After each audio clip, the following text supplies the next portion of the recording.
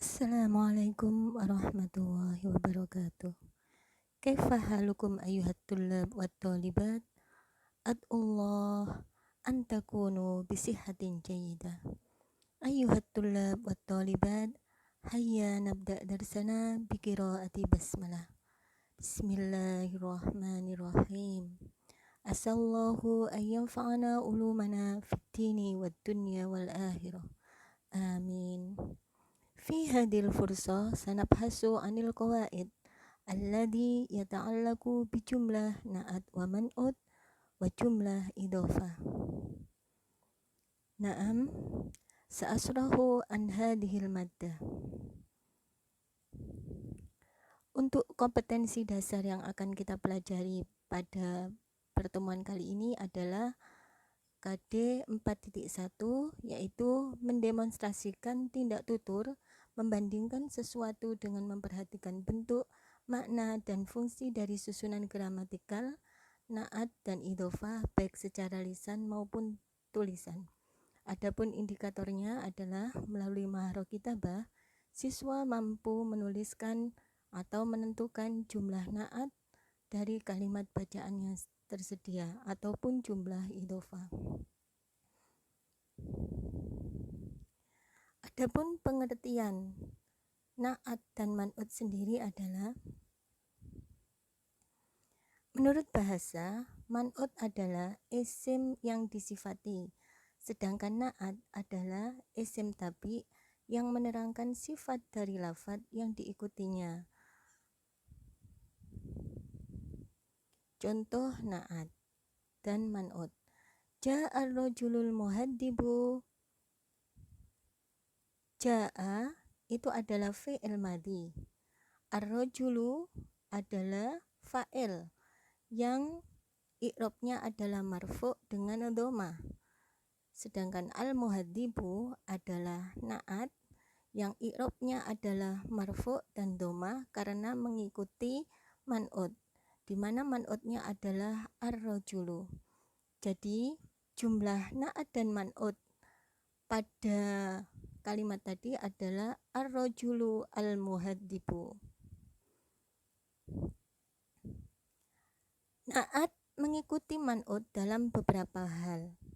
Yang pertama, dalam hal i'rab, yaitu i'rab rafa, i'rab nasab, dan i'rab jar. 2. Dalam hal mufrad, tasniyah dan jamak. 3. Dalam hal mudzakkar dan muannas. 4. Di dalam hal makrifat dan nakirah. Sedangkan untuk man'ut yang jamak benda dianggap muannas. Contohnya adalah sebagai berikut. Fasohat at-tabibatul mahirah Fatimata fil mustaswa. Kalimat yang berwarna merah itu adalah jumlah man'ut dan naat. At-tabibatul mahiratu. At-tabibatul mahiratu itu sama dalam hal muannas. At-tabibah sebagai man'ut, naatnya adalah mahirah. Naat itu sifat. At-tabibatu i'rabnya rofa atau dhamma, maka al-mahiratu juga harus beri'rab rofa atau dhamma. At-tabibatu berupa isim makrifat, sedangkan al-mahiratu juga harus isim makrifat. Begitulah. Jadi naat atau sifat harus mengikuti kata sebelumnya, yang dalam hal ini adalah man'utnya. Contoh yang kedua, fasohat at-tabibatani al-mahiratani Fatimata fil mustasfa. At-tabibatanil mahiratani itu adalah jumlah man'ut dan naatnya. At-tabibatani merupakan musanna 2 orang, maka naatnya harus al-mahiratani 2 orang juga. Contoh yang ketiga, lil ustadi baitun kabirun. Ustadz mempunyai rumah yang besar. Nah, jadi naat di sini mempunyai arti yang, bisa juga lil ustadi baitun kabirun. Baitun kabirun, rumah yang besar. Baitun Mudakar, kabirun juga harus mudakar. Berharokat domatain, kabirun juga harus berharokat domatain. Bagaimana jika jamak lil ustadi buyutun kabirotun? Buyutun adalah jamak benda. Seperti yang ada di slide sebelumnya, buyutun kalau jamak benda maka dianggap mu'annas. Jadi sifatnya adalah harus mu'annas kabirotun. Nah, itu tadi tentang jumlah na'at. Sekarang kita membahas tentang jumlah idhofah. Kalau jumlah idhofah terdiri dari mudhof dan mudhof ilaih. Pengertiannya, idhofah ialah penyandaran suatu kalimat isim kepada kalimat lain untuk menunjukkan kepada pengertian yang lebih khusus dalam susunan kalimatnya dikenal dengan istilah mudhof dan mudhof ilaih. Artinya, lebih ringkasnya adalah idhofah itu adalah dua isim yang digabung sehingga membentuk arti baru.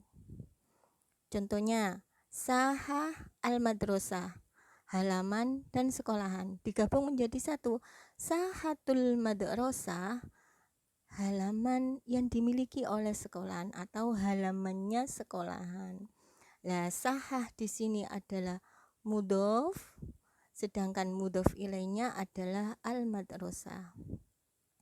Syarat-syarat idhofah. Dalam susunan idhofah ada beberapa syarat. Di antaranya adalah mudhof, artinya jumlah yang pertama tidak boleh didahului oleh alif lam. Jadi misalnya mudhofnya ar-rasul, mudhof ilaihnya Allah.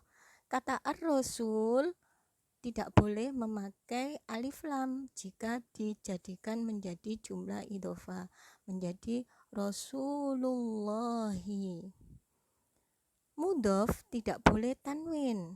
Misalnya hakibatun Muhammad menjadi hakibatu Muhammadin. Tidak boleh hakibatun Muhammadin, tidak boleh karena mudhof tidak boleh tanwin. Yang ketiga adalah membuang nun musanna atau jamak pada mudhof dalam idhofah.